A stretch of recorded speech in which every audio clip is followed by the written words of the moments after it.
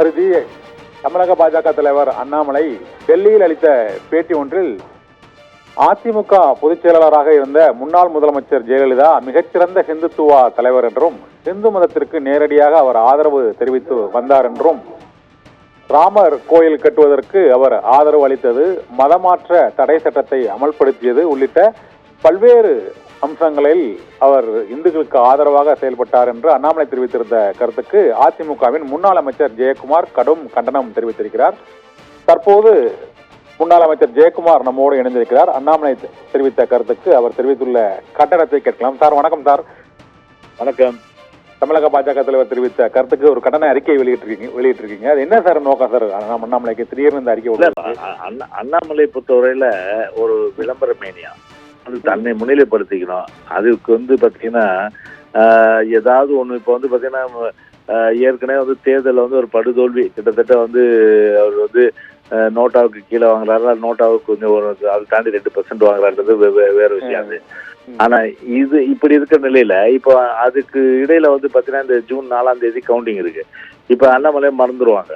அதுக்கு மறக்காம இருக்கிறதுக்கு எதை எடுக்கணும், இப்படி ஒரு ஆயத்தை எடுக்கணும்னு சொல்லிட்டு ஒரு பல்வேறு மதங்கள், குறிப்பாக பார்த்தீங்கன்னா இந்து, கிறிஸ்தவர் மதம், அதே போல இஸ்லாமிய மதம், ஜெயின மதம், இப்படி பல்வேறு மதங்கள் சார்ந்த இந்தியா, தமிழ்நாட்டிலேயே பல்வேறு மதம் சார்ந்திருக்காங்க.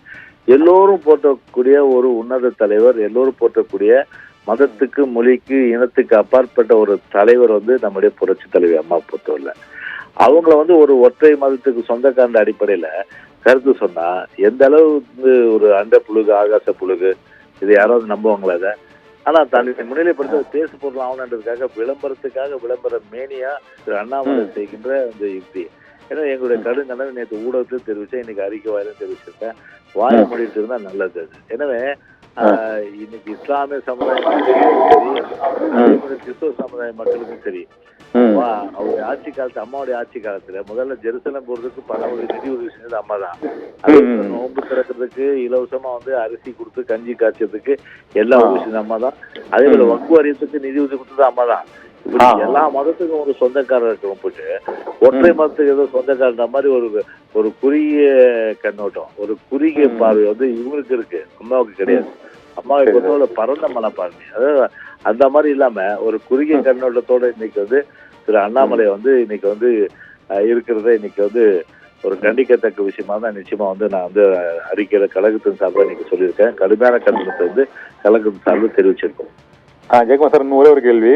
இந்த பொதுவாகவே அவங்க எம்ஜிஆரை புகழ்ந்து தேர்தல் பிரச்சார கூட்டங்களில் பேசுவது, அதன் பின்னர் அதிமுகவின் பொதுச் செயலாளர் தலைவராக இருந்த ஜெயலலிதாவை பேசுவது உள்ளிட்ட பல்வேறு நடவடிக்கைகள் தொடர்ந்து இந்த பாஜகவினர் அதிமுக தலைவர்களை புகழ்ந்து பேசுவது, இந்த அதிமுகவின் இந்த வாக்கு வங்கியை அவர்கள் சுவீகரிப்பதற்கான முயற்சியில் ஈடுபடுவதாக ஒரு விமர்சனம் இருக்கு. நீங்க என்னதான் நினைக்கிறீங்க? அது மாறுவதற்கான வாய்ப்புகள் அப்படி ஏதாவது இருக்கா?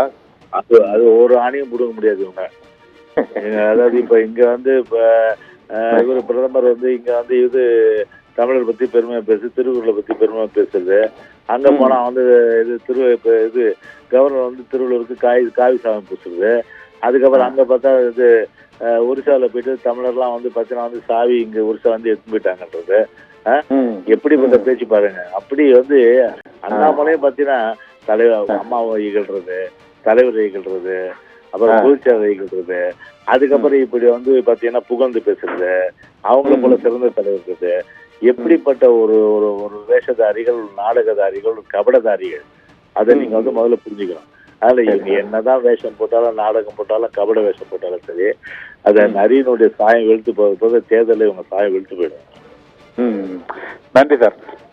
அண்ணாமலை கருத்து தொடர்பாக பல்வேறு கருத்துக்களை எங்களோட இந்த நேரத்தில் பகிர்ந்து கொண்டு மிக்க நன்றி. விளம்பர நோக்கத்திற்காக தான் அண்ணாமலை இத்தகைய கருத்துக்களை தெரிவித்திருக்கிறார் என்று அதிமுக முன்னாள் அமைச்சர் ஜெயக்குமார் கருத்து தெரிவித்திருக்கிறார். மேலும் அதிமுக தலைவர்களை தொடர்ந்து புகழ்ந்து பேசுவதால் அதிமுகவின் வாக்கு வங்கியை சுவீகரிப்பது உள்ளிட்ட அம்சங்களில் ஒருபோதும் அது நடைபெறாது என்ற தகவலையும் முன்னாள் அமைச்சர் ஜெயக்குமார் இந்த பிரச்சனையில் தெரிவித்திருக்கிறார். தமிழக பாஜக தலைவர் அண்ணாமலைக்கு அதிமுகவின் முன்னாள் அமைச்சர்கள் ஜெயக்குமார், RB உதயகுமார் உள்ளிட்டோரும் கடுமையான கண்டனத்தை பதிவு செய்திருக்கிறார்கள்.